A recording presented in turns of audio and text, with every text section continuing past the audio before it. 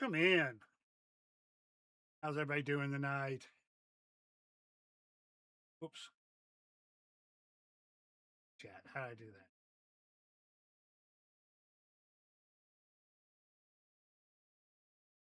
There we go. All right, welcome in, Kim. Welcome in, Prince Phoenix. Over on the YouTube side, we got Free over here. A couple others over on Twitch. Welcome in, folks. Uh, they're getting ready to do the Artemis or the moon, the lunar flyby. It's not really a full orbit. They're going to go behind it and come back out and then slingshot back to Earth. Fun. Phoenix with the resub for 24 months.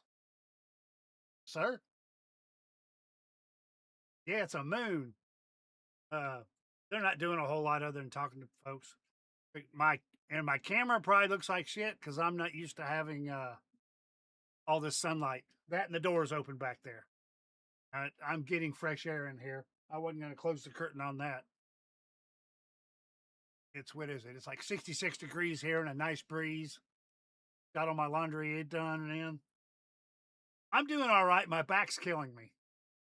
It's just because I've been so active in the past week. My back's not used to that, but I can't just sit around here and get fat and smoke cigarettes all day. But I can try. Let's see if I can adjust my camera.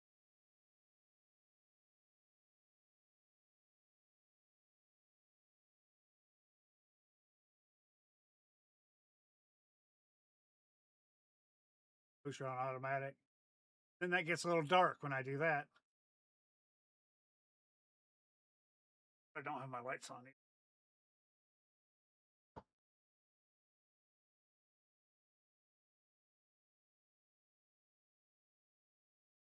There's one.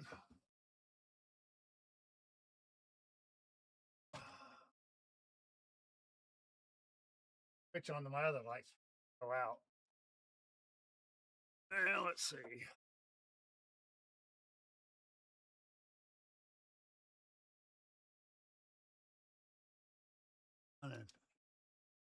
Up. Daylight. That wire out of the way. All right. Is that better? Ish.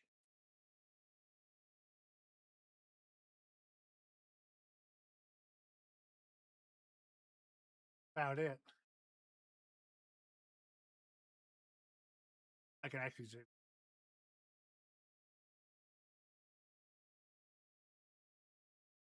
Oh no, I'm getting bigger.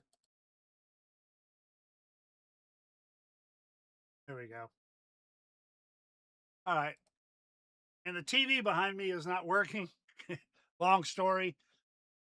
Half the power in this place runs through one GFI that's out, and I haven't fixed it yet.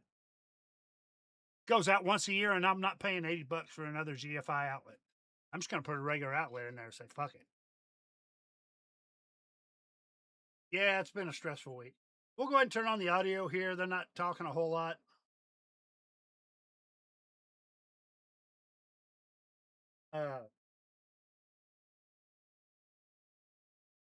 Supposed to be like 5 hours long, plus about an hour of loss of signal.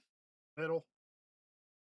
When that happens, I'll probably just leave up there. Excuse me, NASA stream, and I'll take a break and get something to eat and do whatever. Get up and stretch. But and we can listen to them talk. They'll talk a little about what's going on. Apparently, one of the astronauts' wives died. Not the ones on the ship, but one of the other astronauts' wives passed away. So they named an unnamed crater on the moon after her. Carol Crater, which was kind of a neat thing. You can definitely tell that this is they're doing a lot more, publicity stuff on this flight.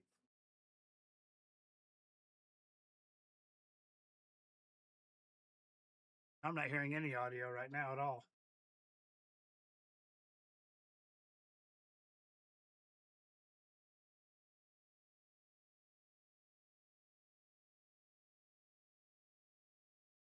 Oh, there we go. Phoenix, 80. Is that expensive? 80 for what?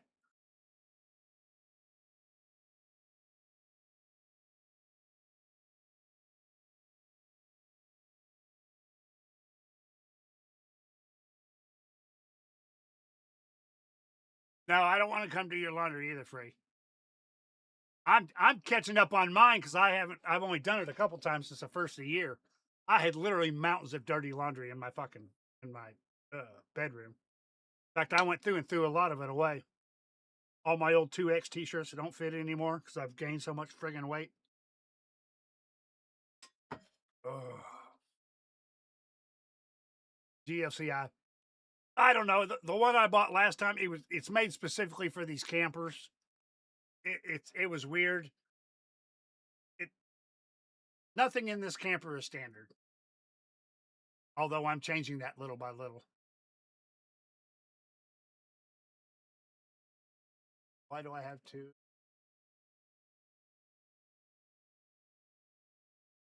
Never mind.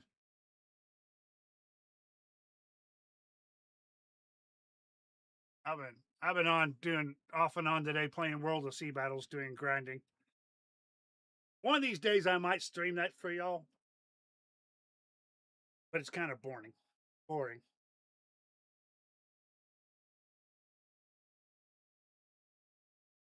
And a lot of people didn't like Skull and Bones, so they definitely won't like this. I honestly can't figure out what people want to watch. So I've kind of given up and that, and I really don't want to stream games anymore.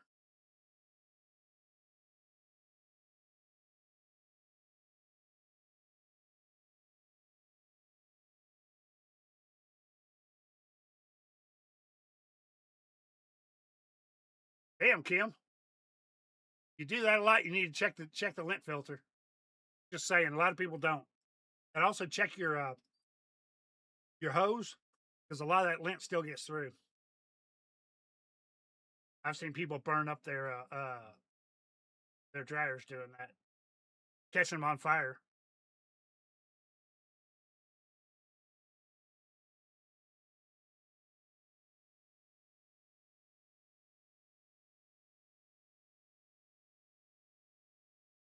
Oh, that's why it's a little blurry. It's a GoPro, so it's only like 1080p.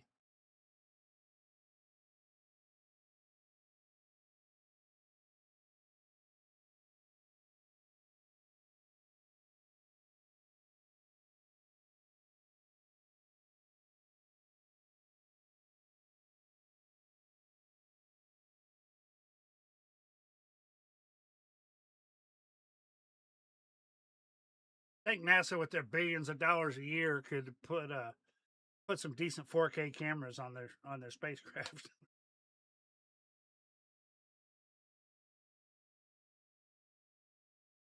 Yeah, I've got a whole box of just regular outlets. I'm gonna stick a regular outlet in there. Most of the Over half the plugs in this house are all on one circuit. It's just stupid. The microwave, fridge, they're on their own circuits. Of course, the AC is on a different separate circuit. Or yeah, I've got my AC. It's wired right into my box. Uh, just been a pain. It went out a while ago, and I had to dig through the pile of laundry first because it's kind of behind my gun cabinet. I got to move my gun cabinet out. That, and I've been trying to steam clean carpets. I've had a lot going on. I still have more laundry to do tomorrow. I got to do towels tomorrow. And my bath towels are big. They're like big beach towels. There's a lot of real estate here that needs to be dried off.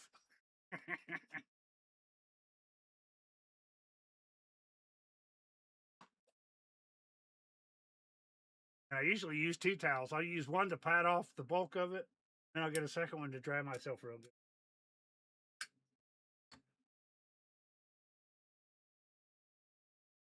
Like I'll really care about my freaking hygiene.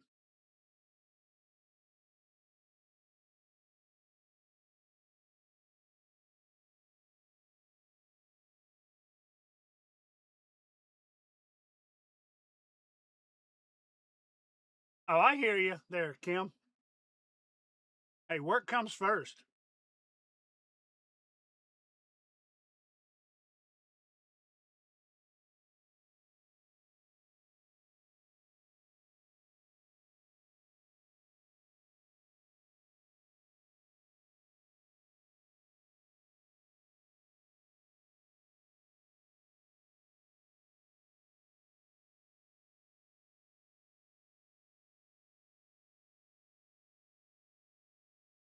Well, like I said, I got one more load to do. I can do all those towels in one load, even though they're big. And my yard needs to be mowed, but I gotta run uptown and get some oil and a spark plug and an oil filter for my mower. Need to change the oil in it. Need to change the oil in my car. I haven't done it in 2 years, but I got to looking today. I've only put 4,000 miles on my car in the last. That's not a whole lot. Only 2,000 a year.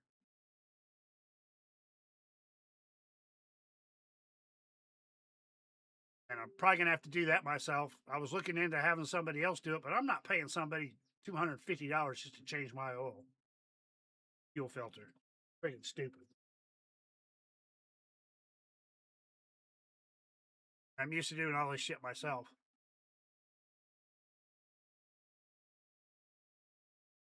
What's everybody else up to today?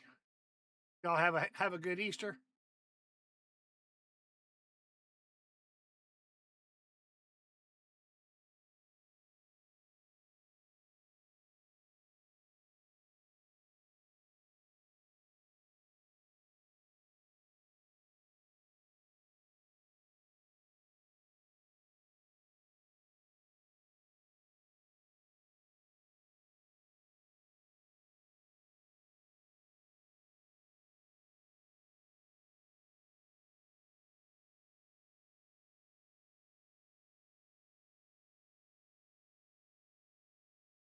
If y'all haven't checked out my B channel, I've got the other cameras up now, and I think I got them positioned right.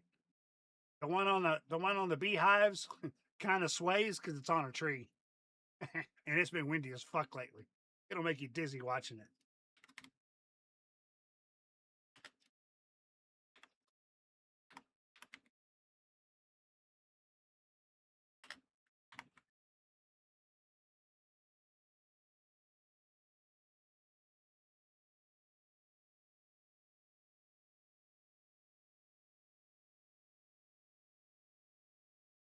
There's a link there if y'all haven't already checked it out.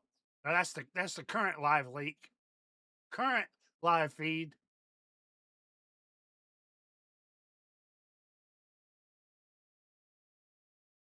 If you don't mind, you can go in and subscribe. That way you'll get notification and ring that bell so you get notifications. 426 subscribers right now. It keeps going up and down because I haven't streamed much. And check here on Twitch. I think it's 733. And in fact, Xbox has passed me up now. He is at 735. 2 ahead of me right now.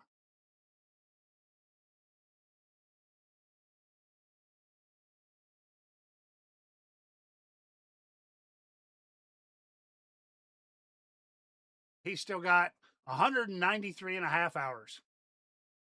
This kid's going to keep going. I'm happy for him. He's doing great. All right, Easter was fun today.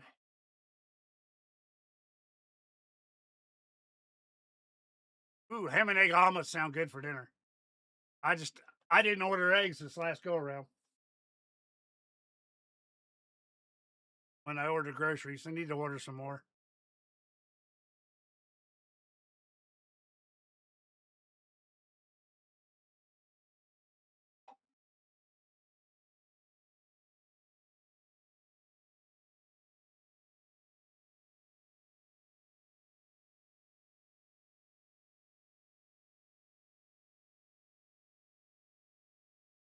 Oh shit, sorry, I had my mouse on the screen over there.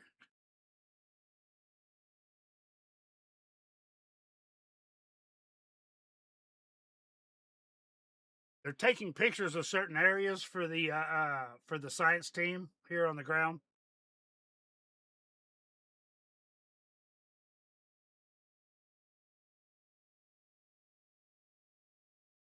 Because they're still trying to pick out landing zones. For the first landing zones, I don't know. I don't know where Artemis is going to land when they do land. Um, they've moved the schedule around, so I'm not sure if it's Artemis 4 or Artemis 5. It's going to actually land on the moon yet.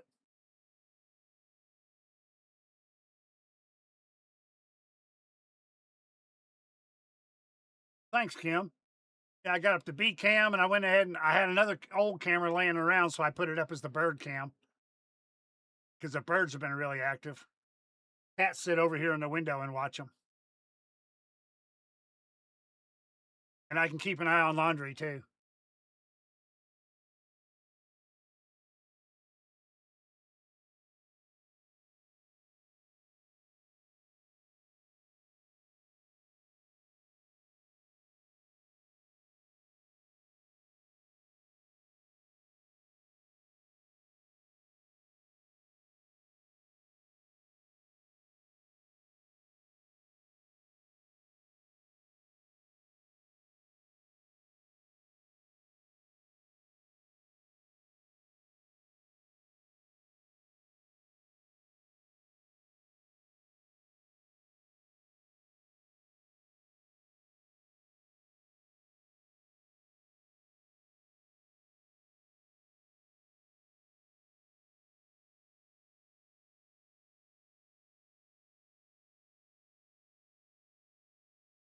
Definitely getting closer because the moon's been getting bigger. I've had it up all day looking at it.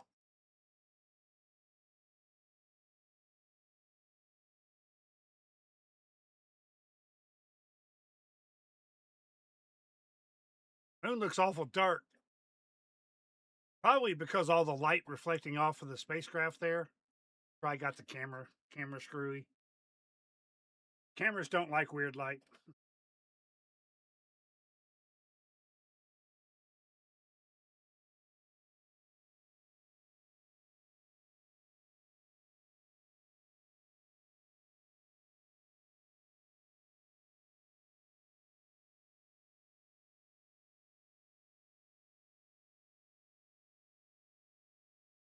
And I believe Elon came out last week. I think it's going to be next month before Starship launches. They didn't say why. Keep pushing it back. But apparently, they're still having problems with this new Block 3 ship. Or Block 2 ship, or whatever block they're on now.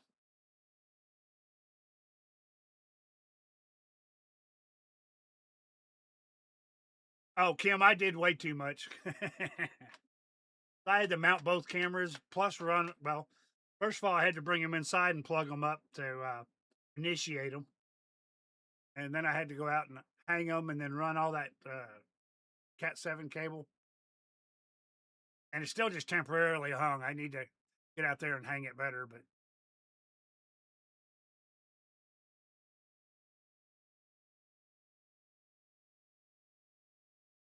I've got a little bit of tree trimming I got to do too.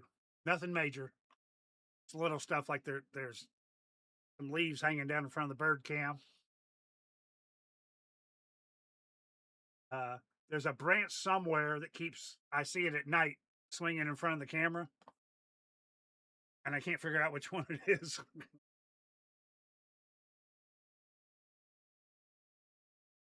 And I still got to get out there and paint my hives. Just I can only do so much in a day.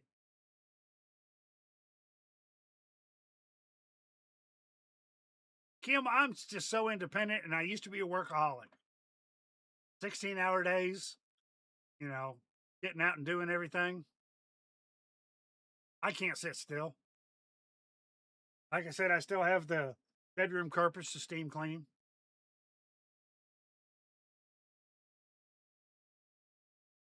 When I do that, I'm going to disconnect the air conditioner and move it out of there. It's on wheels so I can move it around. They're using a portable one in the bedroom. Should have bought a 2-head unit when I bought these up here, this mini split. No, I wanted to save a couple $100. Hey, Mooney, welcome in. I went ahead and bought this in pre-made links. Um, Probably when I get my new camper, I'm probably just going to buy a spool of it and then make my own because I have the crimper tools and the ends for it. But yeah, I went ahead and bought some heavy duty outdoor cable because it's going to be outside and in the weather all the time.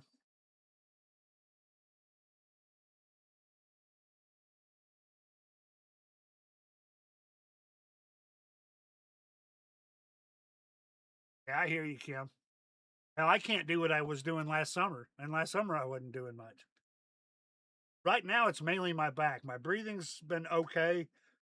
This weekend with the temperature changes and the rain, I got a little congested, but with my breathing treatments, I managed to get all that out. But even when I'm out working, my O2 levels are staying fine. I bought got one of these little finger things,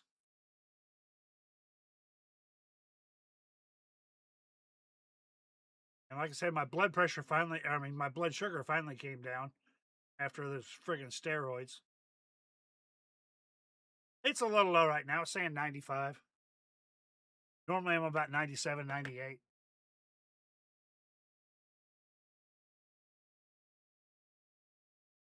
I'll live as long as I'm in the 90s. I'm happy. I start dropping in the 80s and means something's wrong. It's been what 2 or 3 weeks since I got out of the hospital last time.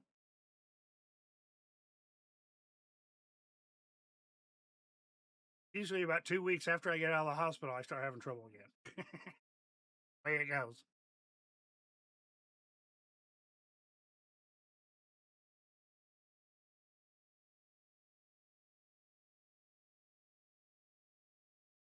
Yeah, there you go.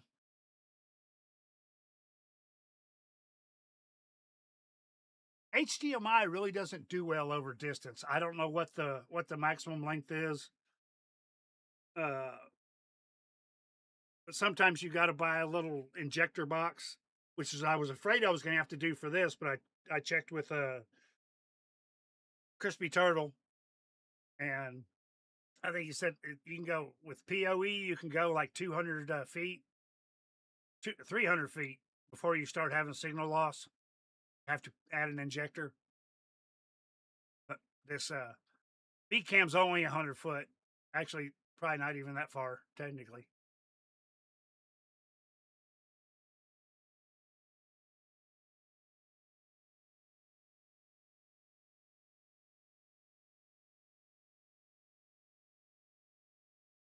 Well, if y'all were paying attention while I was doing laundry, I kept having to take breaks and sit down on my golf cart, which is nice having that golf cart. That way I can tote everything out there without having to carry it,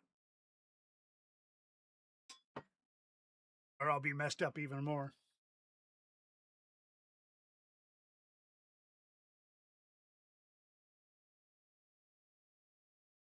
And I didn't notice, did mail run today? Or is this because Easter Monday considered a holiday?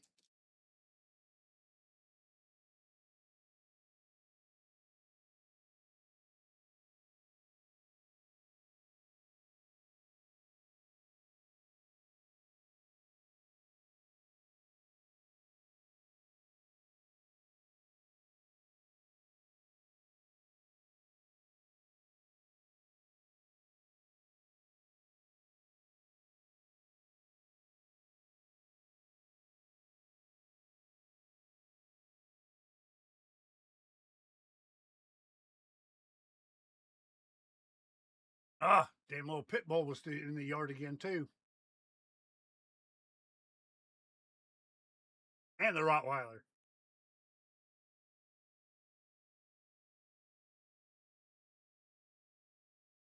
My security camera. Chasing each other around the yard.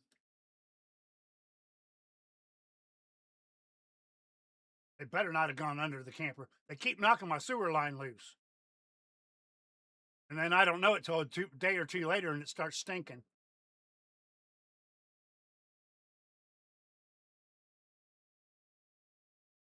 I get the new one, I'm going to totally underpin it.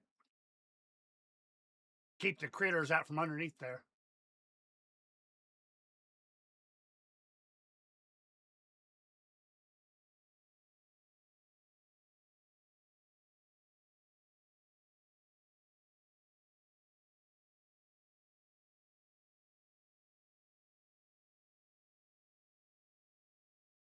Oh, they're running. I see now. They're running around the yard looking for the cats.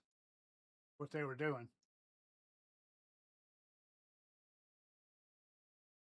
I swear to God, they get a hold of my cats, they're dead.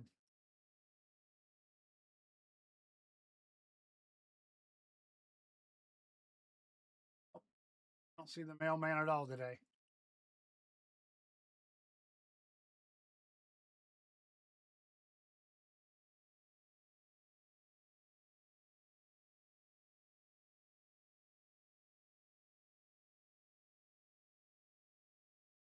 Yep, mail did run today. All right. Well, during my break, I'll run out there.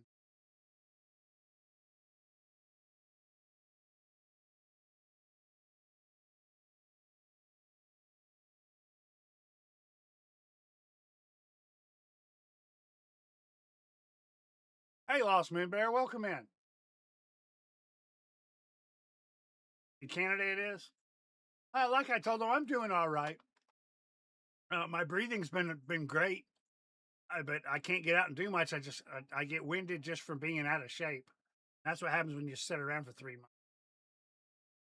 either in bed or in this damn chair, and spend all that damn time in the hospital.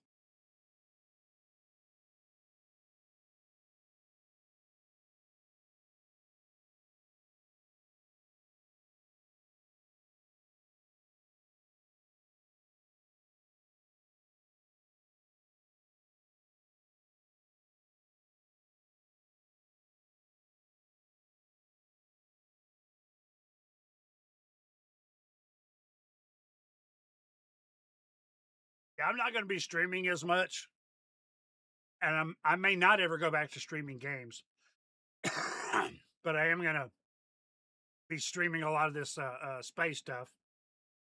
We've got a lot coming up this summer as far as launches and stuff like that. Stop it! Key light over there keeps blinking because the switch is bad.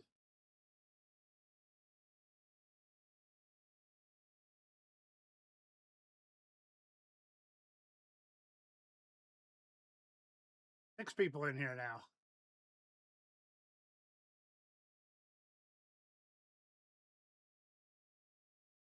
And Elusive's in here. Hey, Elusive. Maybe he wanted to stay quiet.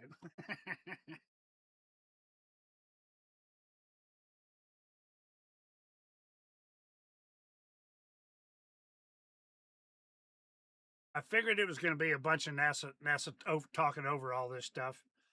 That's one reason why I wasn't going to stream it at first, but everybody was asking for it, so.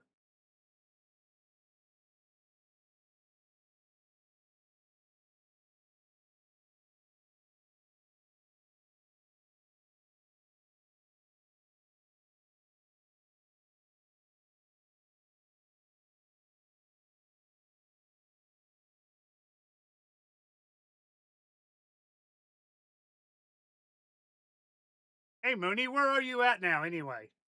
I know you were bouncing around there for a while. Did you find you another job, or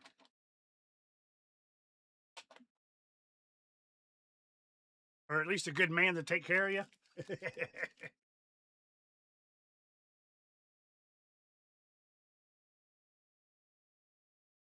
I got to kick my shoes off.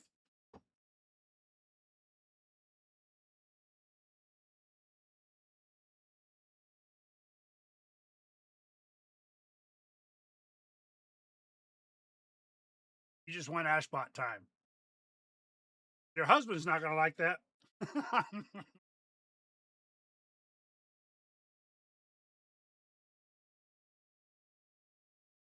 Unless he's into that kinky shit.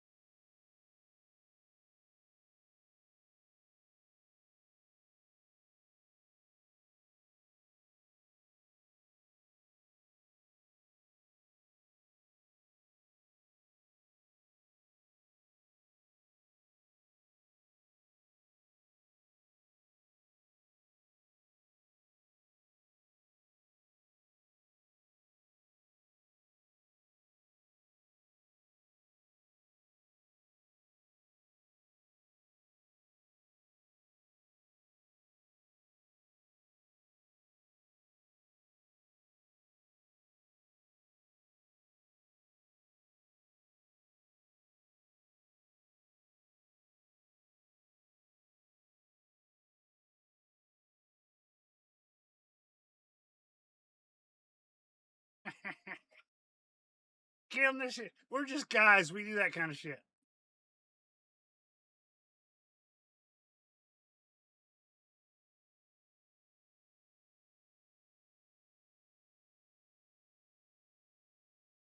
Oh, good deal, Mooney.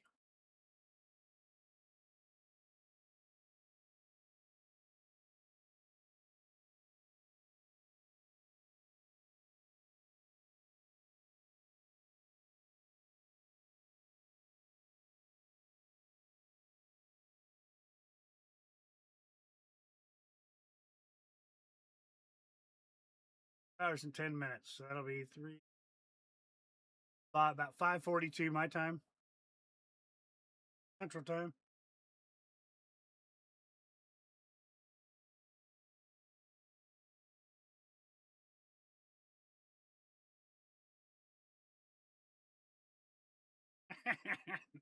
All right, Kim.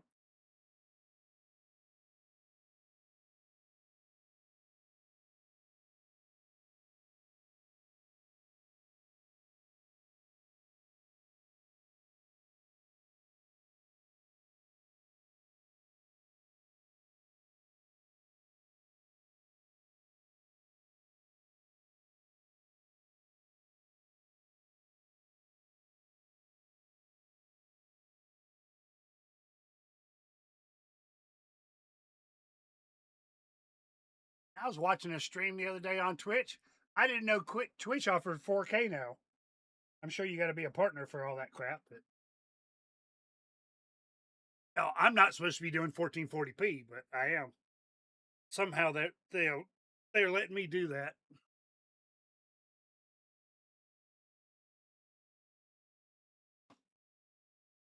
But they still only have a bandwidth cap of 6,000.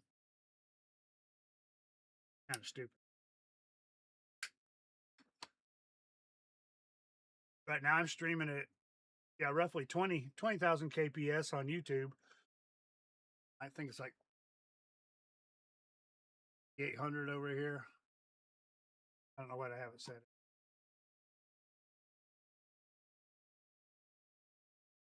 Yeah, it's set at 5,800.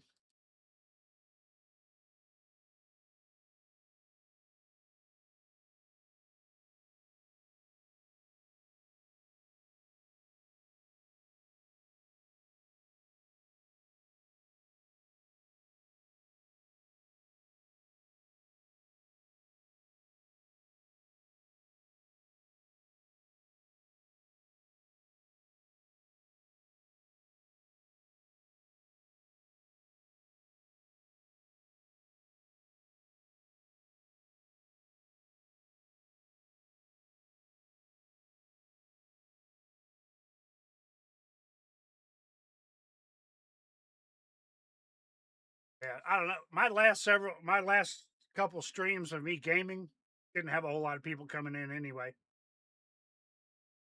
I'd have like one or two over on YouTube and maybe four over on Twitch. My numbers just I guess it's because I took so much time off, and I took off 6 months last year. So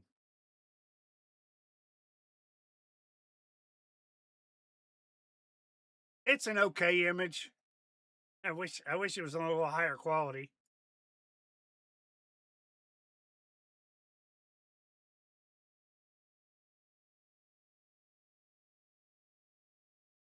The closest they're going to get to the surface will be on the dark side. They go around. Well, I guess maybe part of it will only be dark. I don't know.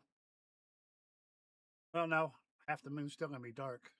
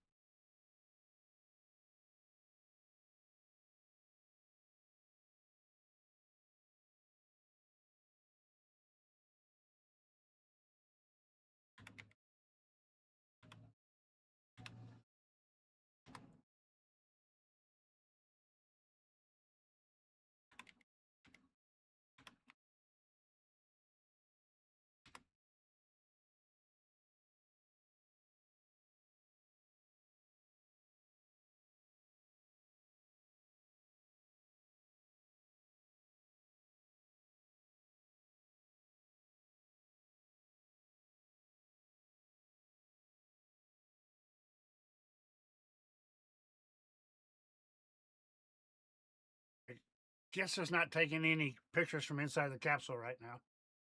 With the lights out, you probably can't see much anyway.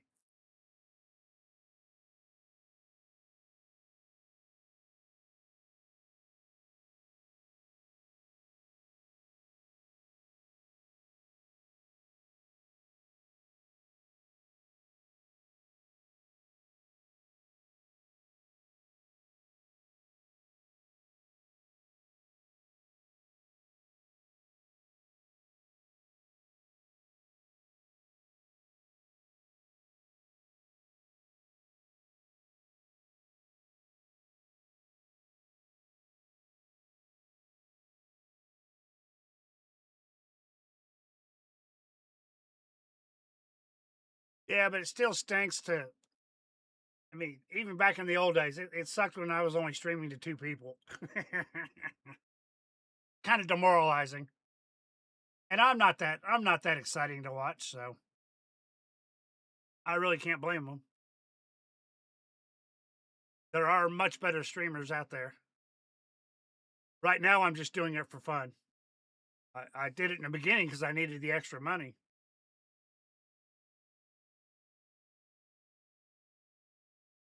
I think I'm averaging about $15 a month now on Twitch.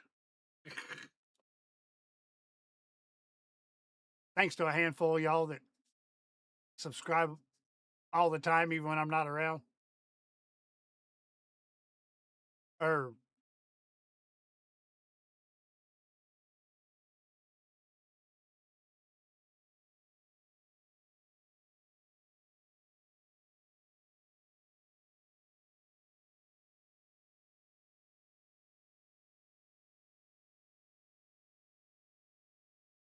thanks, Moon Bear.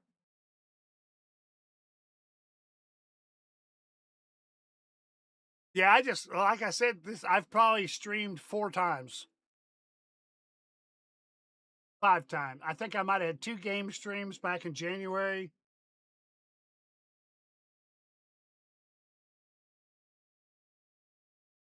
A, one, 2 or 3 space videos, and of course the State of the Union. Just because I was going to watch it anyway, I didn't know if anybody else was interested.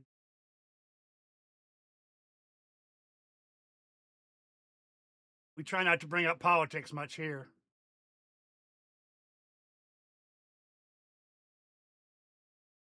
Appreciate it, Kim.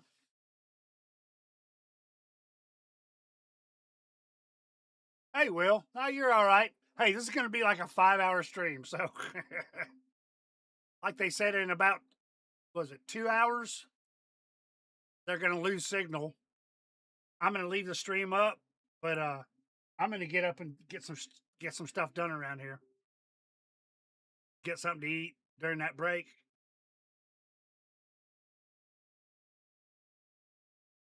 And I'll probably be back before they come around the backside.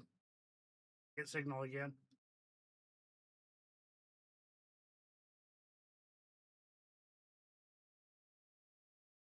And Will, y'all are welcome in whenever y'all get a chance. I know everybody has a life. This is actually a very early stream for most folks.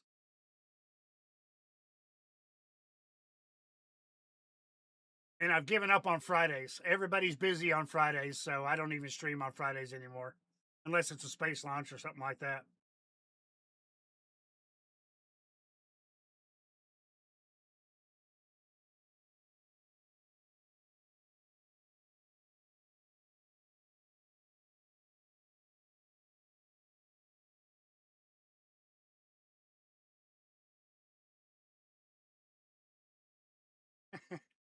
But didn't you go back to work, Phoenix? I know I don't have a life.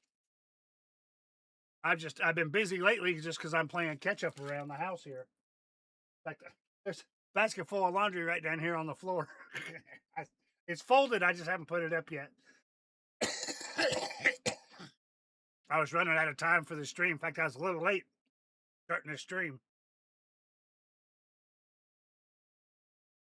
Right now, the astronauts are taking pictures out the window of the moon. They were doing some stuff for the science team there. Right now, it's kind of a free for all. They're letting the astronauts take pictures or whatever they want to. I guess they're supposed to be super high res cameras.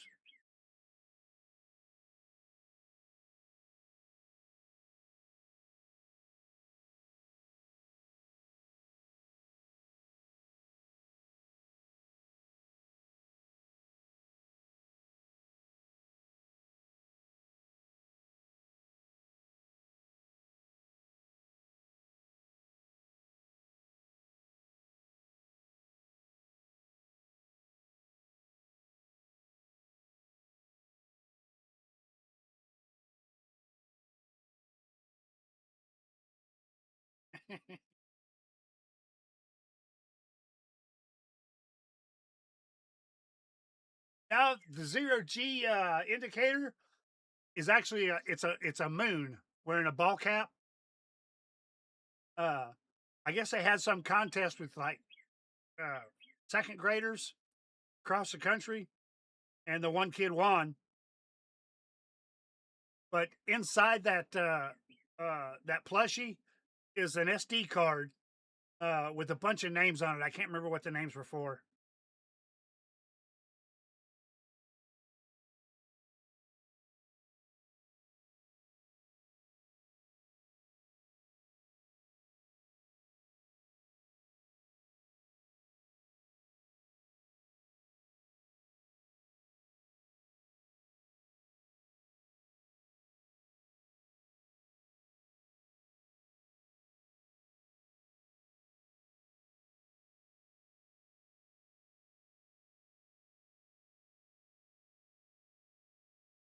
Terminator line is a line between the light and the darkness.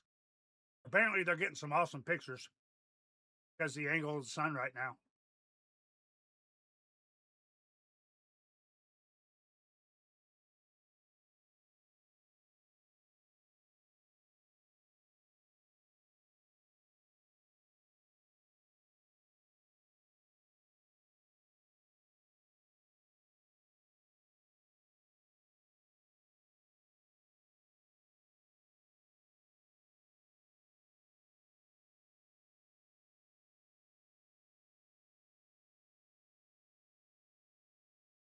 I'm not sure how SpaceX does there. I think they let one astronaut out of each crew pick what they want to bring. In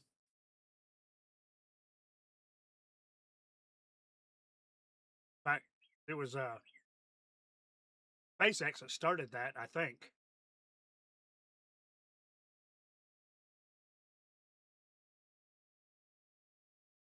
I don't remember NASA doing it in the old days.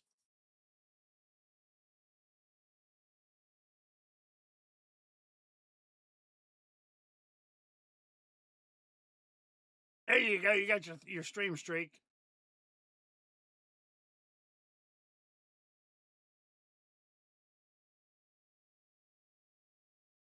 I don't know where Minette is today. I haven't heard from her in a couple of days.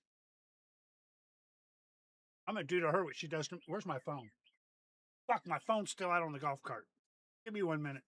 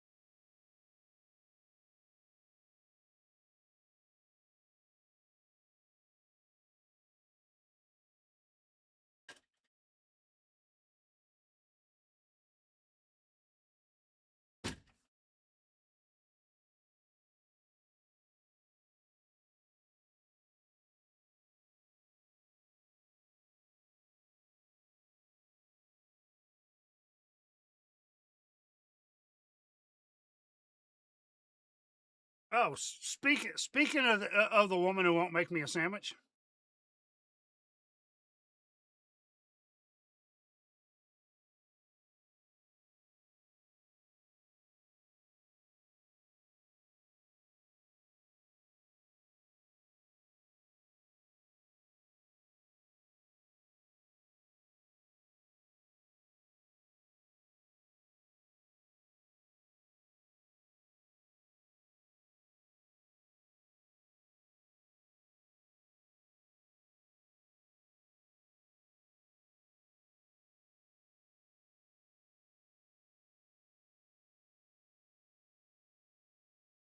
I guess she is listening in. It wasn't showing her in the stream. All right, she's in there now.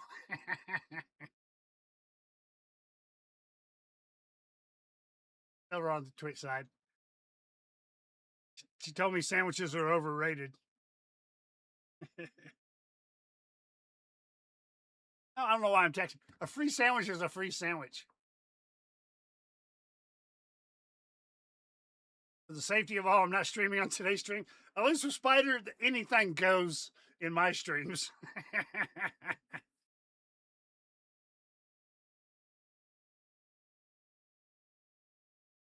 Oh, there's Minette now. Yeah, you're always somewhere.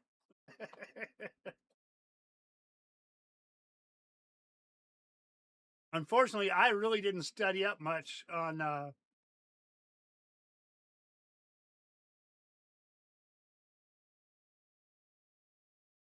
not sure exactly what all they're doing on this other than going around the moon. Yep, okay, that's why we can't see anything. That's what I thought. They got the lights out inside the capsule.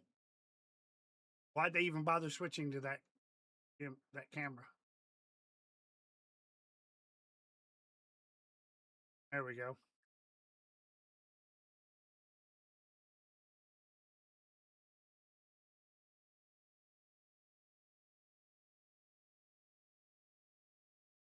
They're mooning everybody, probably.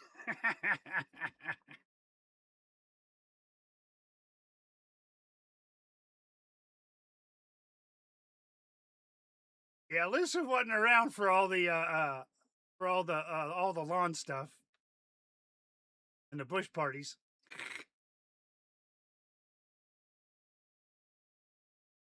I've been wearing my kilt out in the yard. I just didn't moon all the cameras. I was too busy.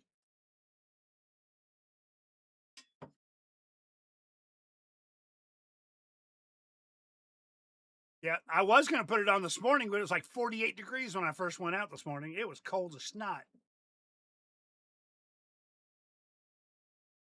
I had to close up the windows. I even turned the heat on for about an hour.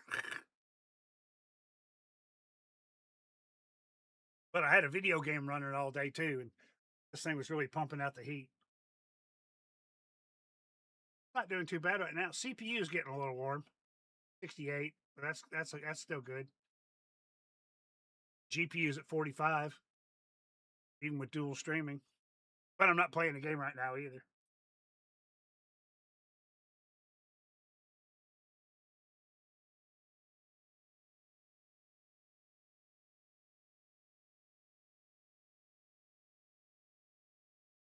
I don't know. I had to just put it in chat earlier.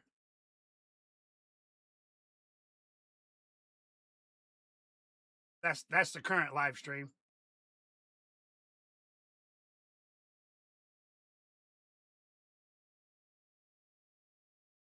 There you go. I couldn't remember what it was either. And you can't do the command thing anymore because it doesn't work with my my new bot.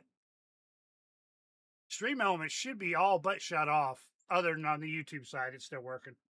Although I haven't seen Stream Elements say much.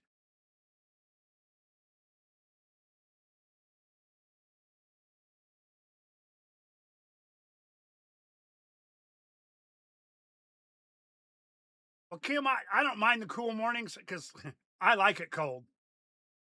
And we didn't get a really good winter down here.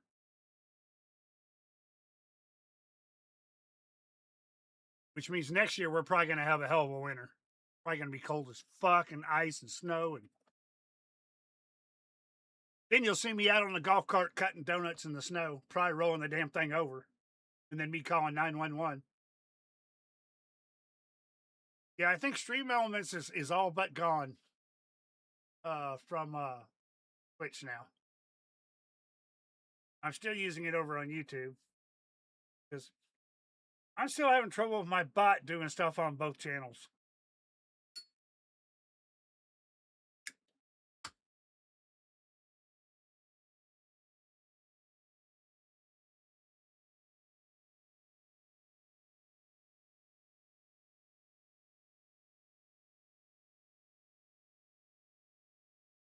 Oh, I guess they're all swapping out on the windows, taking pictures.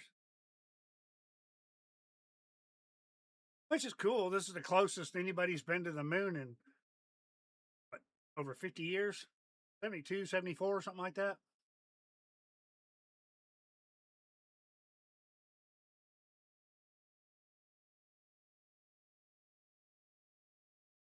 Now, their loop behind the moon will actually take them out further than anybody's ever been before.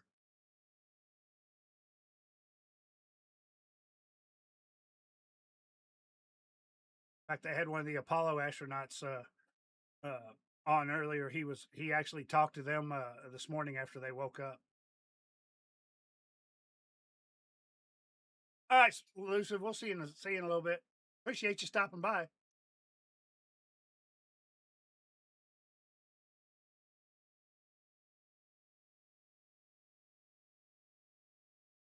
We have the technology. Honestly, we got lucky back in the 60s and early 70s. And once they found something that worked, they just kept doing the same thing over and over.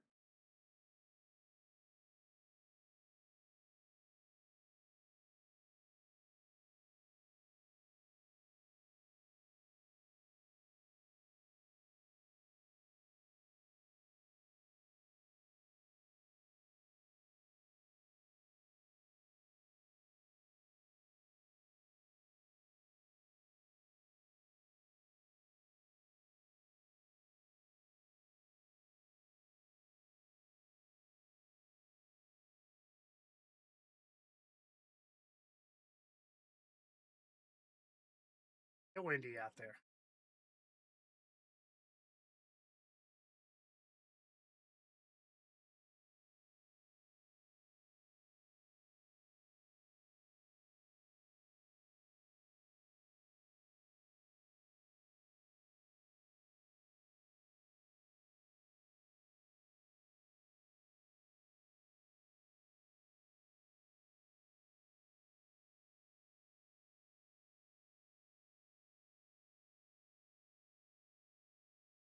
Any reflections from inside the spacecraft. They are also using an 80 to 400 millimeter zoom lens. And the other astronaut on the window team will be in window 3 using their portable computing device to make annotations. Now, again, both of those crew members are making audio recordings of what they are seeing, and we are not hearing that right now. Those are going to be downlinked later to the science team, who will evaluate them and use that data to inform our understanding of the moon. Those two crew members at the windows swap roles. Integrity Houston, it is time for another swap between the cabin and the window teams. So we have 15 minutes of handover time, and then we will expect Jeremy and Reed at the windows and Christina and Victor at the cabin. I have no new vehicle updates for you, but I do have a photo location for some photos on Ike's PCD, and I want to let you know that Jeremy's family has arrived in the viewing gallery. Hold on.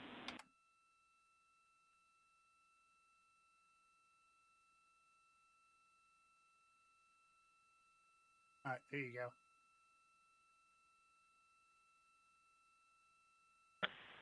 Okay, Jenny, we copied most of that. The only thing we're missing is what you meant about the photo location on Victor's PCD. And hello to my family. I think that must be Catherine and Devin that are there. And I'm glad they made it into the viewing room. And we copy. It's time for crew swap. The A team's coming out of the windows and the B team's going in. Okay, copy. All I meant to pass for Victor's PCD is that there are some late load photos that were requested that are now in his favorite photos folder. And you're exactly right. We have Catherine and Devin here. They give you a big wave, and they're super excited and happy to see part of what you're seeing.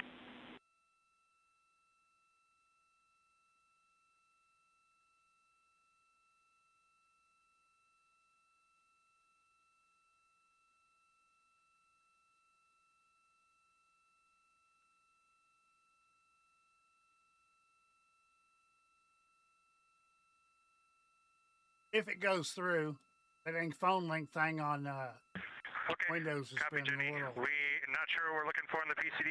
but we're going to poke around and we may be calling you back about that one. All right, that's no problem, and it's unrelated to flyby. Oh, it went through.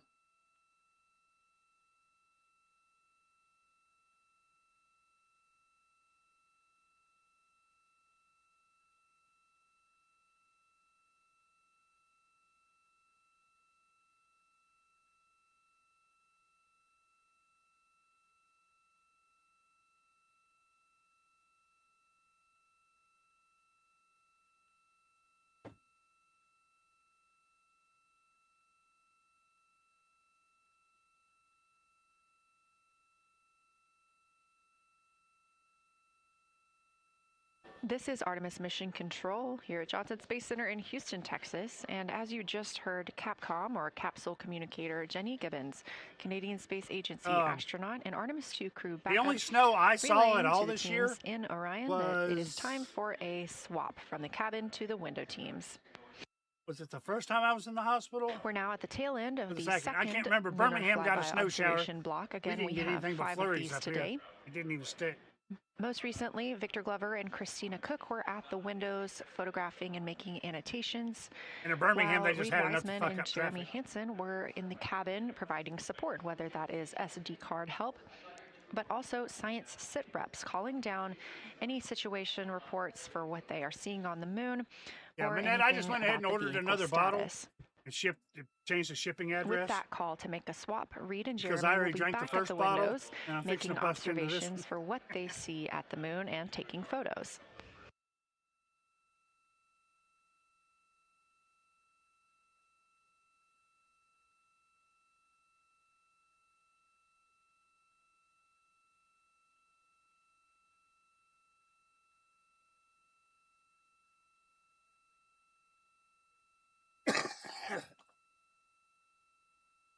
I know we can talk about that kind of stuff over on the Twitch stream, but I don't know about the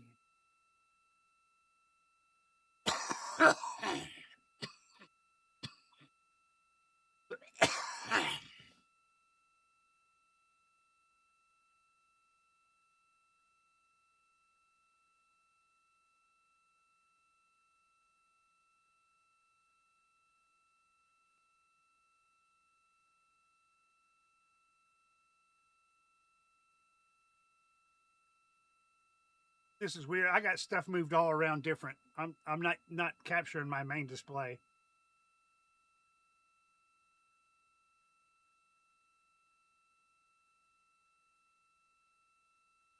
Usually I do that with video games because most video games will stretch it out.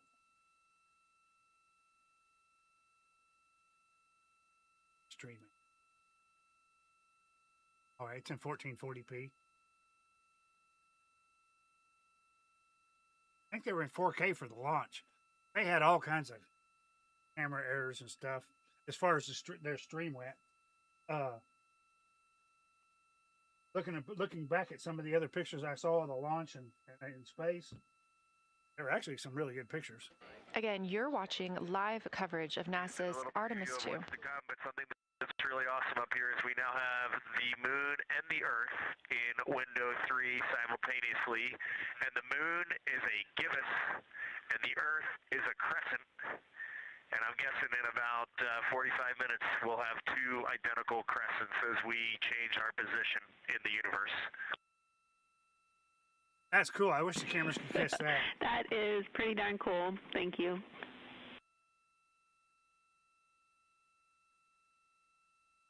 Seeing the moon and the Earth in the same out the same window or in the same image, that'd be cool. That's the Artemis II crew, the first astronauts to fly by the moon in more than 50 years, reporting that when they look out of window 3, one window, they're able to see both the Earth and the moon at the same time now. Now, obviously, our view is from a camera on the solar array wing pointed at the moon. He was We with the hope to see CIA. that You'll view probably of never get both in that the place. Earth and the moon soon.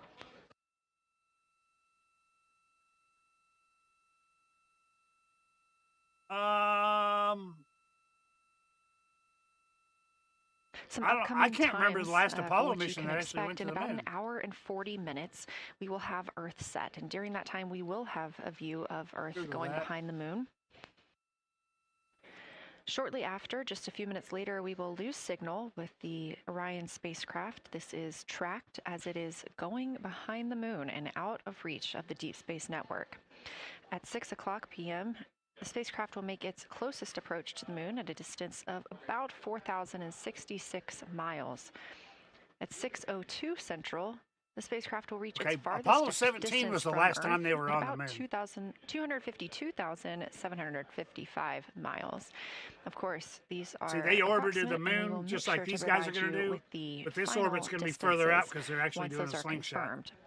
At 6:21 p.m., we will have Earthrise from the Orion spacecraft. But we will not have communications with the spacecraft until 6:25 p.m. Central, when we expect to acquire signal with them after they've emerged from behind the moon. All right, so we got about 20 minutes before loss of signal, I think. I don't know.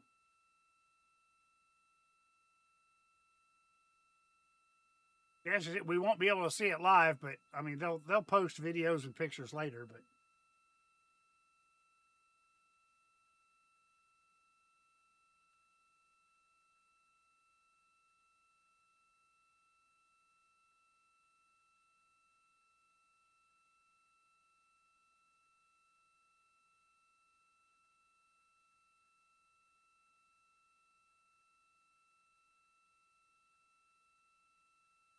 Again, you're watching live coverage of NASA's Lunar Flyby for the Artemis II mission, the first crew to fly beyond the moon in over 50 years. Penzamore. Ooh, that sounds The astronauts fancy. inside the spacecraft Gotta put the are pinky out for switching that one. positions, 2 at the windows and 2 serving in support roles, before they start their third timelined flyby observation for today.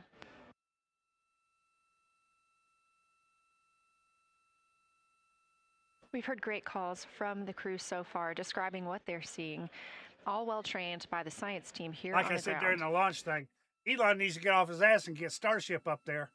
He can start spitting out Starlink satellites all around the moon, so we can start seeing this shit.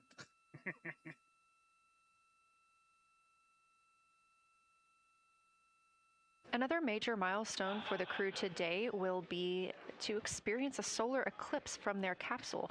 No one on Earth will experience this solar eclipse. To the astronauts, this will look a lot like a total solar eclipse they should be on able to Earth, put a except constellation the moon around will the be moon huge compared to of the satellites, sun. Whereas and then a if you're couple in standing on Earth between and looking to at a relay solar the eclipse, signals. the moon and the sun appear to be about the same size in the sky. I don't know how that As the actually moon works. begins to cover and it then should be uncover done- the should be sun, able to be the done. astronauts will see a partial solar eclipse, so that's before and after totality. And during that time frame, they will have to wear eclipse glasses so they can safely view this phase. They also intend to capture images of the sun's corona during the eclipse. This is a rare glimpse at the innermost corona that will only be captured by the astronauts' cameras.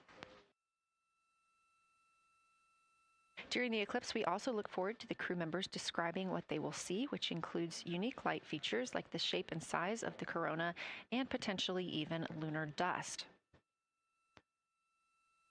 At the same time, Venus, Saturn, Mars, and Mercury will be near the sun, so they may be able to identify what part of the sky they're looking at. This can help train future Artemis astronauts on what part of the sky they're seeing, which is useful knowledge in challenging situations when they may need to rely on that information instead of instruments for navigation and orientation. That eclipse window will last about an hour, and it'll happen near the end of the day today, closer to 7:35 p.m. Central, 8:35 Eastern.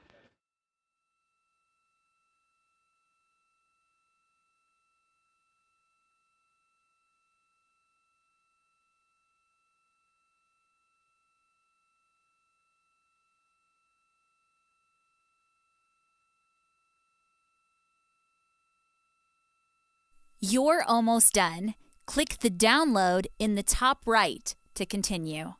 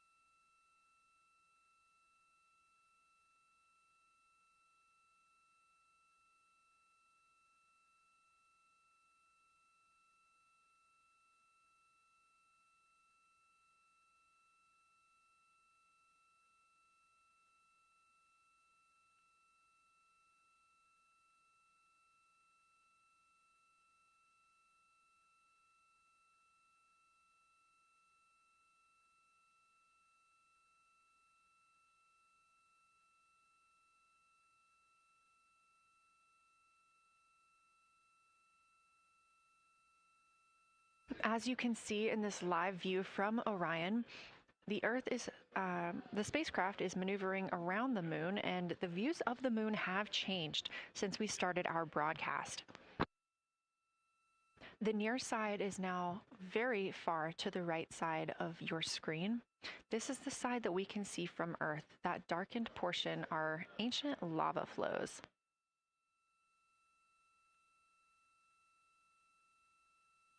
The crater down towards the bottom of the moon is Oriental. And this is a crater that was previously never seen before by human eyes until this mission.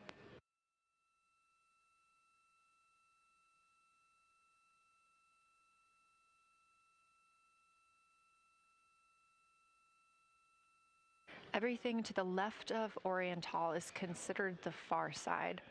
And this is what we typically do not see from Earth.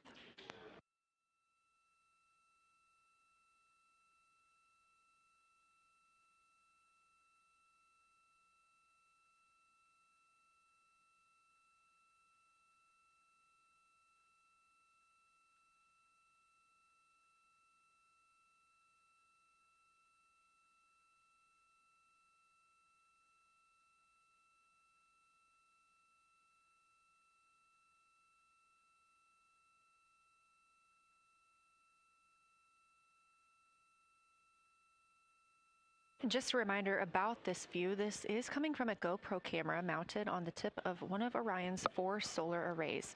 Each solar array has a camera mounted on it, and the bandwidth is limited due to we have a crew on board, and this is our first flight of crew aboard the Orion spacecraft. So having a crew means we have to have an environmental control and life support system.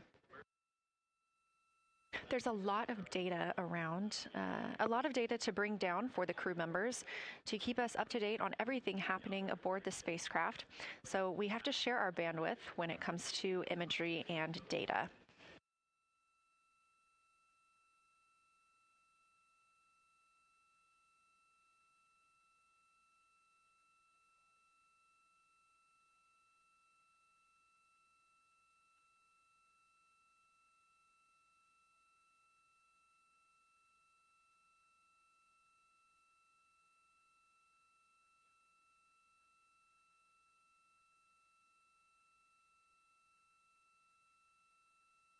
Inside the Orion spacecraft, the astronauts have completed their cabin and window team swap, meaning we have moved into the next block of Lunar Flyby observations.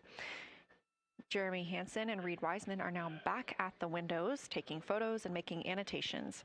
About halfway through this block, they will switch positions at the windows and will be prompted by the ground to do so.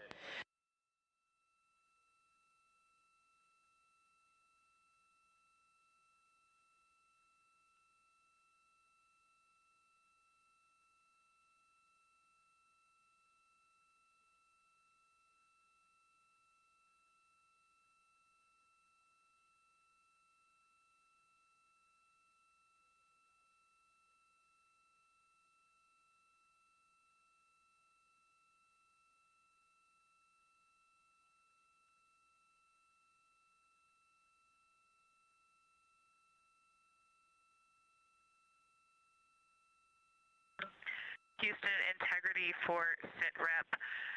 First of all, I'll just talk about the experience that I had during Victor and my observation time. It was an incredible experience. We definitely noted how much more you can see with the zoom lens. Even though we have a great visible eye image, there's just a lot of texture that just pops right out at you when you can zoom in. So almost just using it like a telescope, the camera lens. We really enjoyed our discussion time. That was a great innovation on the lunar targeting plan.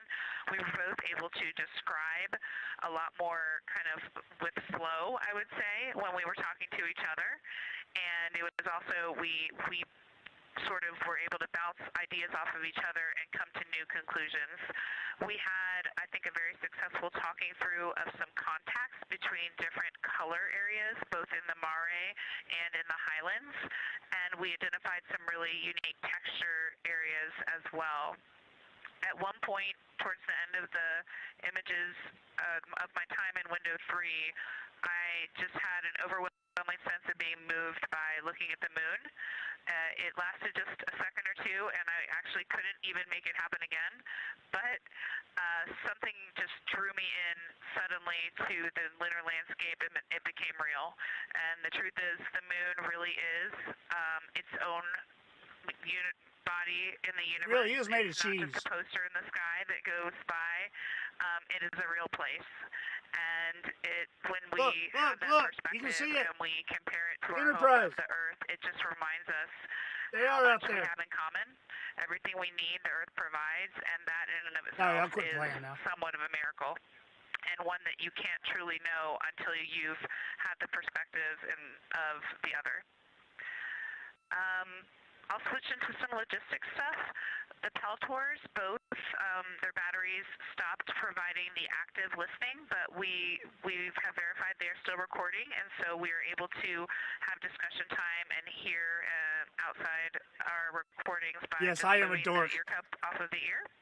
Other than that, everything's working well technically, and we've been able to find all our targets, and we're having a really great time.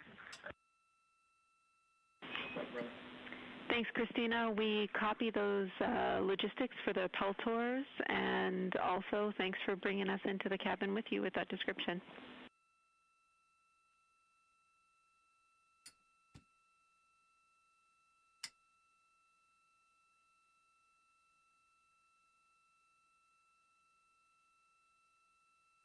All this friendly banter back and forth on the radio would drive me nuts.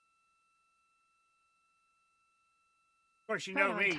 I'd be telling a girl back on the ground to make me a sandwich. A mission specialist for Artemis II, calling down a science sit rep, a situation report. Good news, reporting that she and her teammates have been able to capture all targets that were listed. Can't remember who it was. One of the Apollo astronauts actually took a sandwich up with it, but he wasn't allowed to eat it. Christina also gave a vibrant description crumbs off the bread, just how it feels to be there and to see the moon up close and not just something passing in our night sky. Can you imagine trying to eat a Subway sandwich and that shit flying everywhere? Are Reed Wiseman and Jeremy Hansen. Oh no, there's ranch dressing in the console. Integrity cabin team for window shroud. Is that a pepperoni?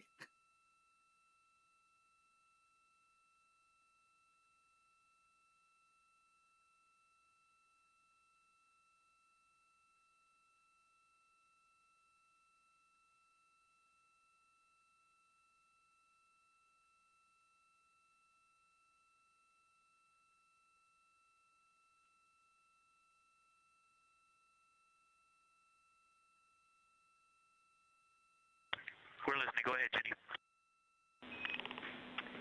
Hey, Victor, we have a temperature constraint on the windows, and the shroud might be getting us close, so we just want to check on the state of window 4's shroud, whether you believe it's still necessary because maybe things have changed with our viewing, and if so, we would like to request to have the shroud removed.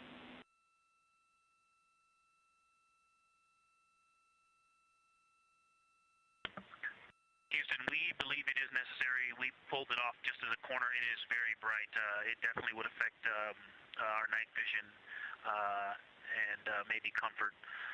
But is there a time? Can you tell us when we would have to take it off by?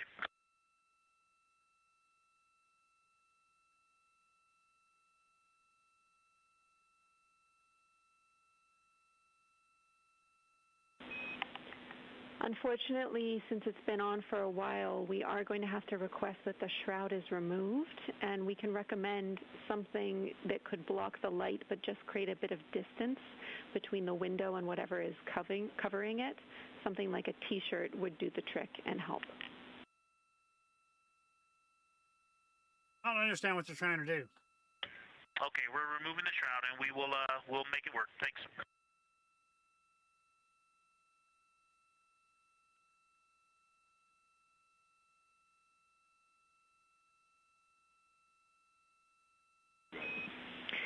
Thank you, Victor. We know it's pretty bright in there now with that window uncovered. We will also offer that airflow on the window would be helpful. So if you want, you can also retrieve the condensation hose, which should be friction fit onto one of the diffusers. And that on the window would also help. I guess there's a temperature sensor in the glass on the window, and it was getting too At warm. the window, so we're going to start with that, and it's pointing at the window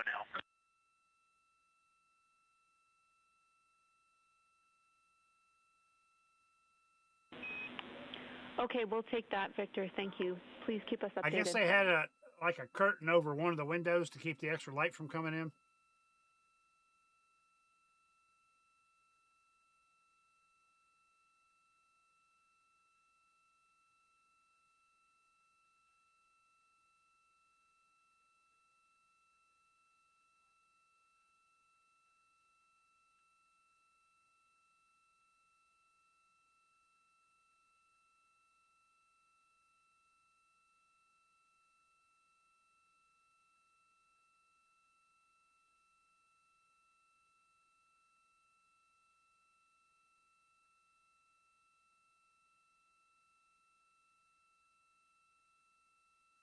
That call from Capcom, Jenny Gibbons, CSA astronaut and Artemis II crew backup to the crew aboard Orion, letting them know that they will need to remove the window shroud they had placed on window 4. They initially placed that shroud there to block out some of the light from the Earth. It was extremely bright coming in the cabin and interfering with some of their viewing opportunities out at the moon.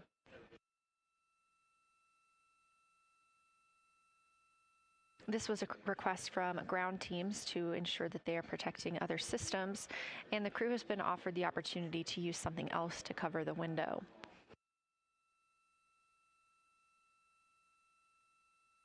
Meanwhile, Reed Wiseman and Jeremy Hansen continue with their lunar flyby observations. They have just looked at Glushko Crater. That's about when we heard that call down from Christina Cook with that description of everything she had been seeing during her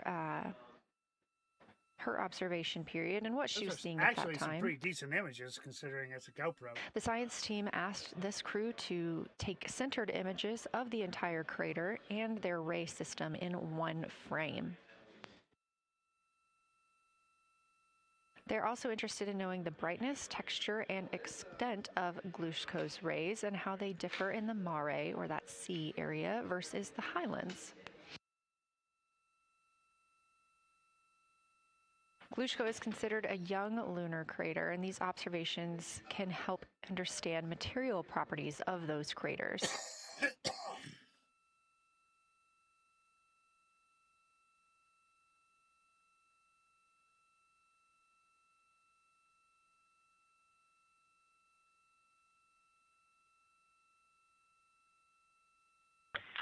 Science, integrity. First, I wanted to start off with connecting with what Christina said, that it was very moving to look out the window. I had the unfortunate sequence to start looking out the window and then moved to the long lens, and it was hard to speak looking through the zoom because I went straight where Christina went, and I was walking around down there on the surface, climbing and off-roading on that amazing terrain. I also want to underscore something that she said. As we continue to explore, when we actually do go down there to the surface, I know for safety reasons that we would never send someone alone, but I just want to really emphasize how important the discussion time was. When we started to talk, we not only got better science discussion, we got better human connection, and so doing this as a pair, we just learn and grow together, and that's just super important, so thank you for adding that to this plan. Reed just passed me a note that the Oriental Basin annular ring has a similar albedo to the center, but a different color. It has more brownish tones in it, and he said it's very distinct now that he's been staring at it. Victor, thank you. You got a cheer from science there, and we all just went on that moonwalk with you, so highlighting how important it is to talk about these things. I tell you what, no offense, but it sounds like a bunch of suck-ups to me. We have Deanna Glover with us in the viewing gallery. She's all smiles.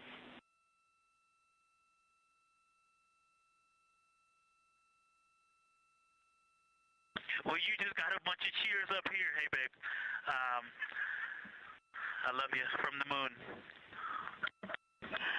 We love that we got a hey babe too, and we also have one of your lovely daughters here watching you guys work.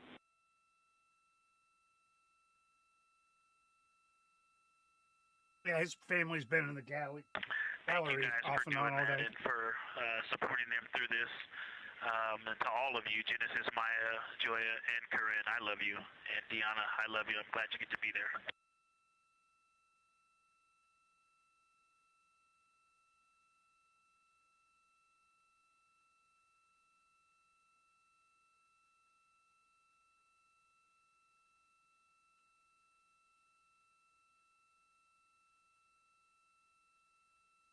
I guess it would be kind of cool to have a dad for We've had some really sweet astronaut. words from the crew members aboard Orion today, as their families have been able to filter Yeah, the in and kids at out school of the probably, viewing room here at Artemis Mission Control at Johnson Space Center in Houston.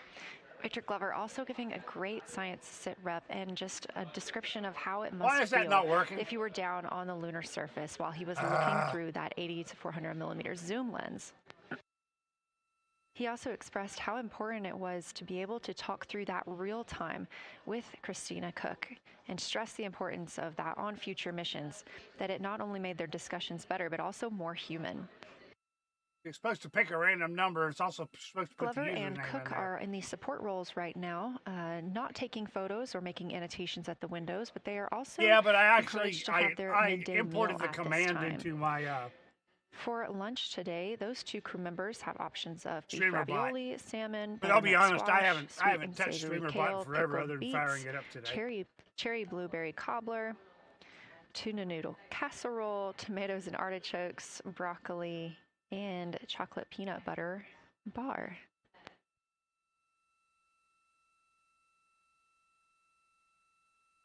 But it did actually put that same Once Glover and Cook text string return to in, the YouTube. window portion of their Confusing them over flyby there. today, Reed Wiseman and Jeremy Hansen will get into their midday meal.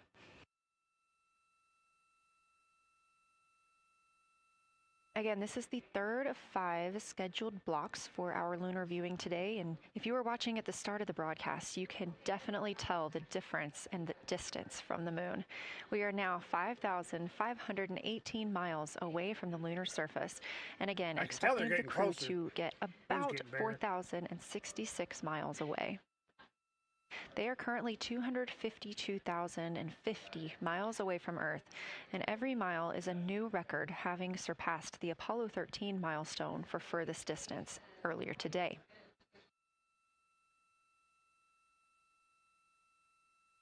How did they already surpass it and they haven't even been to the moon yet?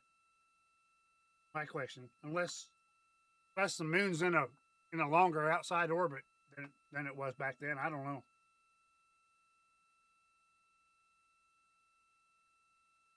Maybe the Apollo missions had to go when it was closer in on an orbit or something. I don't know.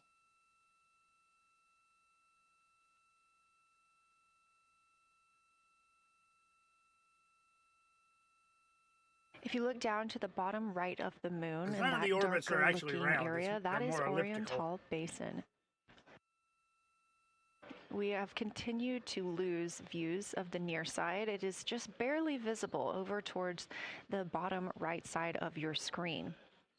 And then you'll also hear later about that terminator. That's the line between light and darkness while on the moon. It is really exposing some of those craters at this time.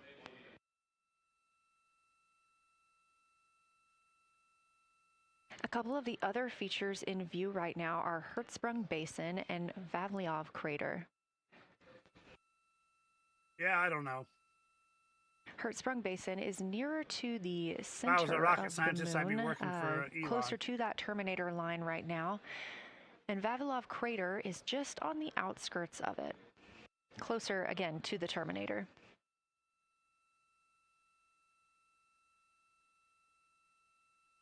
Towards the bottom of the moon and to the left of the terminator line, or currently shadowed in darkness, is Apollo Basin.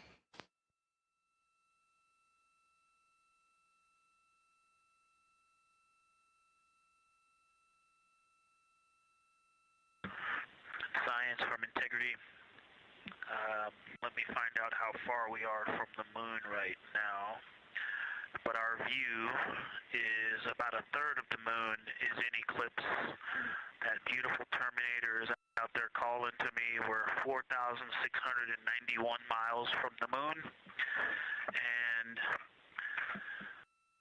what looked like in the Terminator, about a third of the way up from the southernmost part of the Terminator, looked like a dinosaur print if one was running to the northwest. Now is clearly a crater with a bunch of craters around it. And that Terminator, I can only see about half of it. I'm looking through the docking hatch window right now because we have the Z9 in window 1. But that Terminator has moved. I guess I've been using Vavilov the whole time, so it's gone 2 more Vavilov craters to the west, and so a few more features are starting to peek out into the sunlight there with that low sun angle, and so you still have ridges and valleys showing up very clearly, a very jagged Terminator, and a few islands of light out there with some high elevation shining in the sunlight in that darkness. And on the eastern side of the moon, let's see, Grimaldi appears to be one of the farthest east features, and that is maybe 5 degrees from being right on the limb and going off over the horizon. It is interesting, just looking at Oriental, that my first impression of it is all of the dark areas appear lighter, which I think makes sense because it is now facing, well, it's still relatively the same to the sun, but my angle to it is different. So I'm looking at it from a little more, even further to the side as we pass it. But all the darker features appear to be just a little bit lighter from this vantage point. The darker ring structure in the outer and inner ring and the interior, as well as the annular ring portion, everything seems to be just a smidge lighter at this point. Thanks for that description, Ike. Any additional words you can provide on Oriental would be wonderful, as that is such a high priority target for us. And while I have you, as we get closer to target 15, which is the Terminator target, if you can find Zeeman Crater again that you were looking at earlier, everything to your left of Zeeman would be getting into the South Pole Aiken area to help you orient yourself. I don't know if they're just trying to map it or maybe select good landing spots for Zeeman the is a great autonomous waypoint out there. probes. I definitely see it.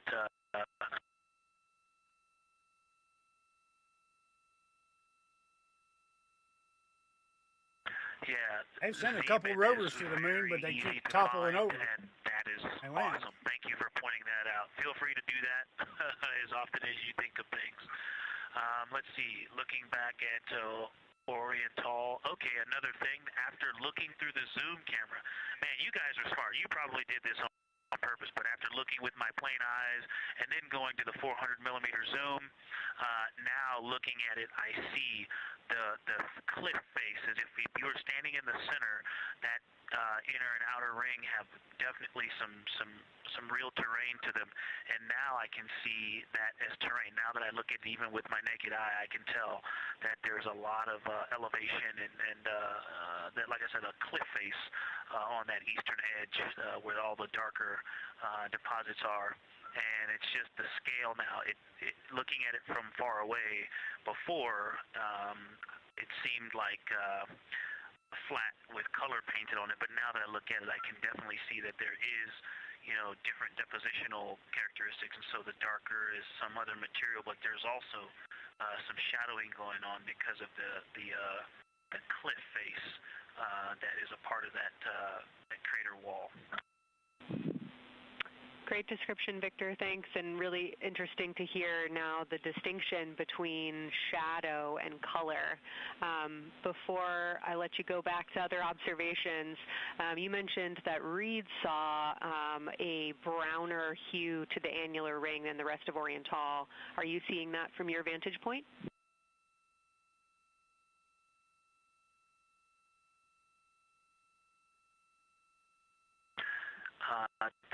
The way that I'm looking at Oriental, again, I'm still in the docking hatch window. There's like a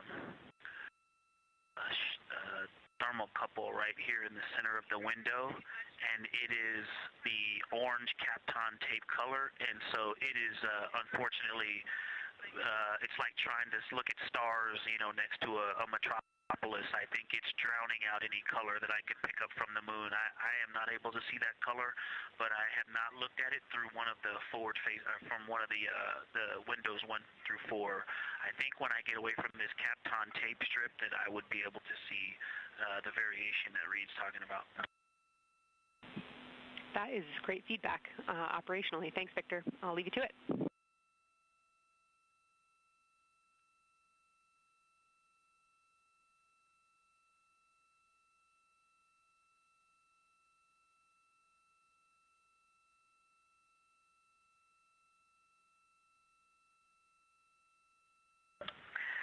Science integrity with a question from the window team.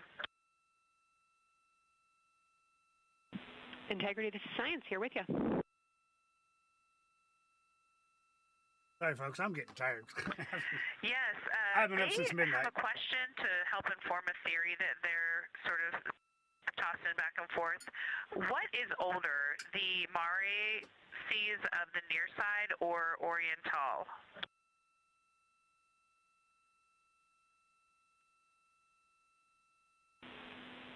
Stand by, Integrity. We're going to get you a little geologic history here.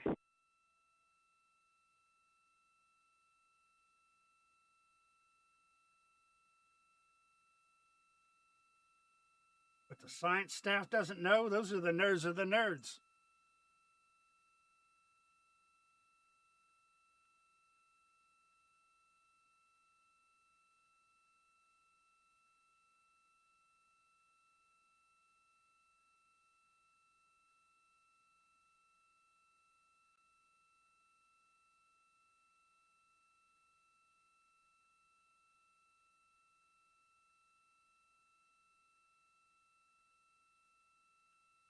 Yeah, my back was hurting, so I went to bed about 5 or 6 last night.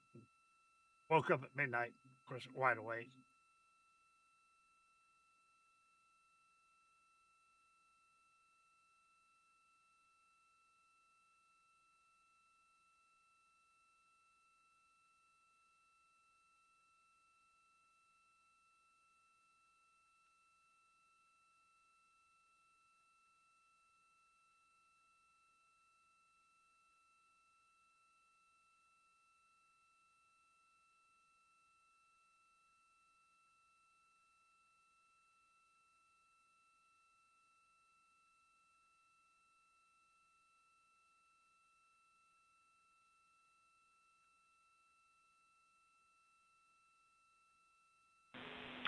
Integrity Science back with you for some lunar volcanism when you're ready.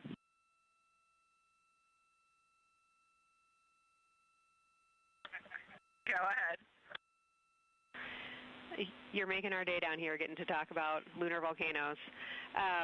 Oriental, as far as Mare go, is younger than almost all of the Mare on the near side. The exception are features like Aristarchus, which really pop out to you guys and really pop out to us here on Earth. That is younger, but other than that, Oriental is pretty young as far as Mare go.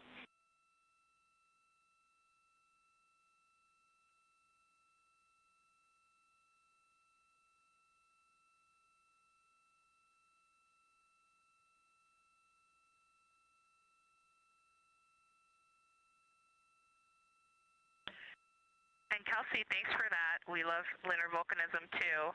How about when the actual crater was formed?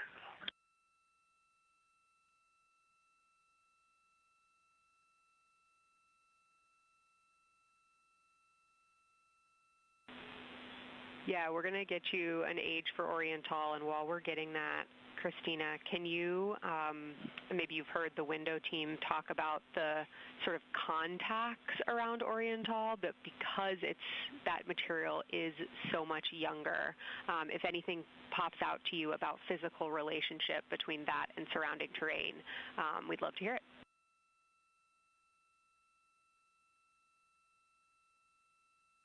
Yeah, definitely. They are discussing a contact relationship that could explain some of the color that they're seeing in certain areas. And so it was really about the ejecta of the creation of the basin and understanding the superposition of its ejecta and mare on the near side or other features. So thank you. We'll take the insight when you have it.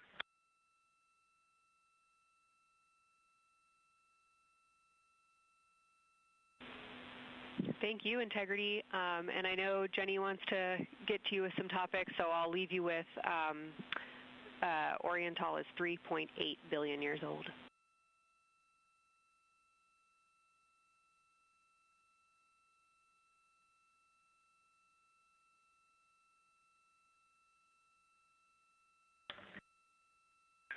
Copy that. So that's on the older side. The actual basin is very old.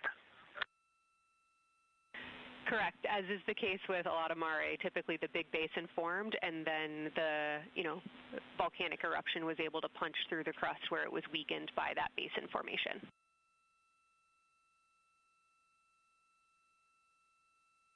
Perfect. Tracking. Thank you.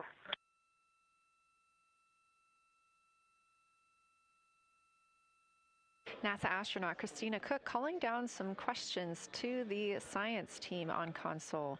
The voice you're hearing with those answers is Dr. They're Kelsey about Young. 2 minutes out from loss She's of joined signal. by Trevor Graff on console today. Supposedly. Christina asking about the age of Oriental, and specifically From that the camera view, we mare can't see regions. the Earth, so Those I are don't those know. dark regions that you see. They are paved or filled by volcanic deposits. Maybe we'll see it before they go behind the moon. I don't know. Looks like they're still a ways away, but I don't know where it is in relation to the Earth.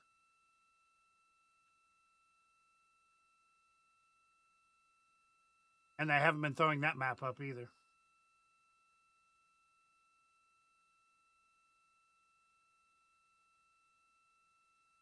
NASA's doing good. I mean, they're trying.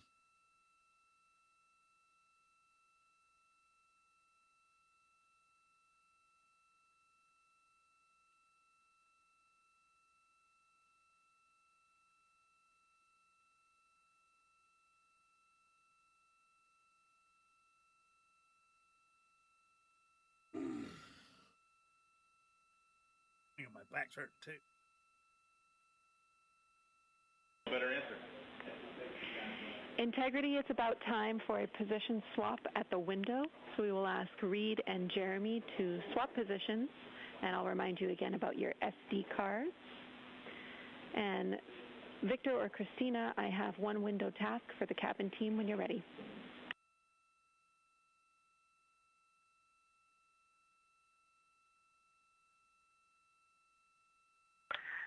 They are swapping, and I'm ready. All right, Tina, we found a way that we can reinstall the shroud on the window. We understand it's pretty darn bright compared to everything that you're looking at. So in order to reinstall it, we will ask that you retrieve the condensation hose and you install it on a friction fit on the cabin air outlet port. That's right by one of your diffusers. You're going to point that little condensation hose such that the air is flowing over the window pane. Let me know when you're ready for the stowage location.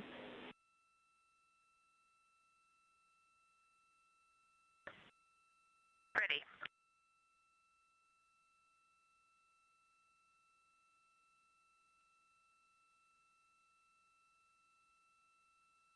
Yeah, I guess it is pretty bright where that sunlight's coming in. They're only a couple feet away Christina, from the it. hose is in locker A1. The crew has gotten a go to reinstall that window shroud they were using to block some of the earth shine. Copy. This view coming from inside the Orion spacecraft as the crew members are swapping windows, specifically Reed Wiseman and Jeremy Hansen. They've been our crew members at the windows taking photos, making annotations, and making recordings that'll be downlinked later to the science team for review. The science team will have a conference tomorrow morning with the crew to get any fresh perspectives or things that they learned during the flyby.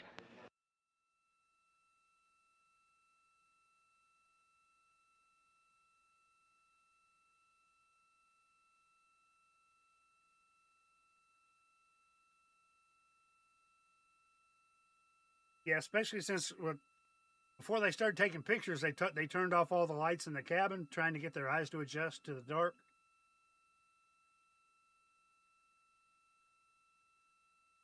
I guess they have 2 people at the windows with cameras at a time.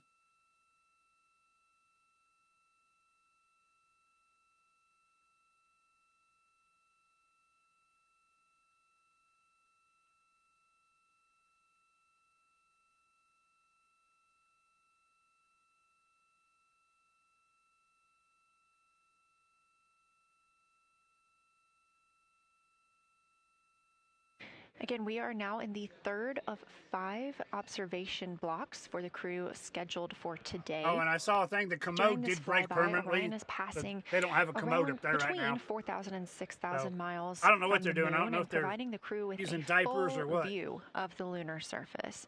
It's a higher vantage point and much farther than Apollo's lunar orbits on average. So from this view, astronauts can observe both the North and South Pole and large-scale geologic features in one single view.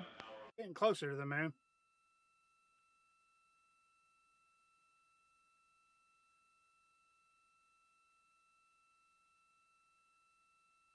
We are now just under an hour until Orion passes behind the moon, and we lose communication with the crew. They will be out of reach with any of our deep space network antennas. That loss of signal will last about 40 minutes, and we expect to regain communications with them once they fly behind the other side of the moon. While they are behind the moon, they will also reach their max Earth altitude as well as their closest approach to the lunar surface.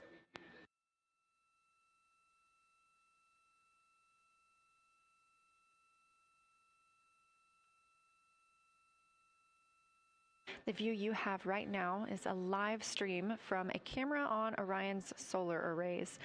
You are looking at a live view of the moon, and 4 people are inside that spacecraft taking pictures of it, telling us everything that they are seeing. The first humans to do so in over 50 years. They'll be sending those pictures down for all of us to enjoy. You can hear me, OBS and is starting of to course, act up. especially the science team, who are very excited for what they are learning today. My stream is getting jittery. It appears the Artemis II spacecraft, Orion, is now under 5,000 miles away from the moon. Again, we expect their closest distance to the moon be about 4,066 miles. I think it cleared up. That is an estimate at this point, and we will make sure to share that closest approach distance once we receive it.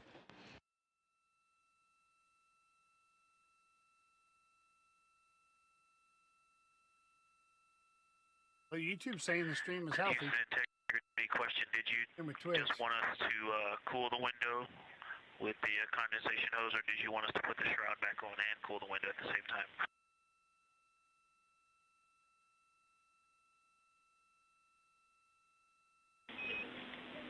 Victor, we definitely want you to cool down the window with the condensation hose. It's crew preference whether you put the shroud back on. The hose will allow you to do that if it helps with your lunar flyby.